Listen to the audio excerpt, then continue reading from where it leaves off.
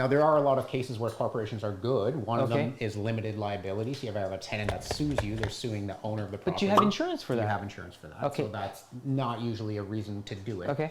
The other is ease of transfer of ownership. You wanted to sell your shares, so you wanted to transfer it to a son or daughter, do an estate for you, something like that. You can do that with a corporation because you just would exchange your shares, or you would sell the shares, you would transfer the shares of the corporation that owns the real estate. And then also if something happens to you, you don't have to go through the whole estate. The real estate doesn't have to go through the estate, necessarily probate if it's set up properly. The transfer of ownership is easier because a corporation never dies, right? Individuals die, they pass away, they have to transfer properties. That creates taxes and problems, whereas in a corporation you can avoid that. So that's one of the reasons why we use corporations. Okay. The other, which is probably the main reason, is like for people like yourself that actually that have a business, like have an active business where they're generating income through services, sale of goods, something like that. Those tax rates are very low. We're taxed 50%, 50.75% as a corporate on passive income. Passive income. Now, if you own it personally, is it taxed at 50.75 as well? It's taxed at whatever your marginal rate is, which if that's the top rate in Ontario, that's 53.6%. Right? But then so still a high rate. So but there's write-offs and all that kind of stuff. there's write-offs the same write-offs for a corporation as there are for an individual. So again, no advantage there from incorporating.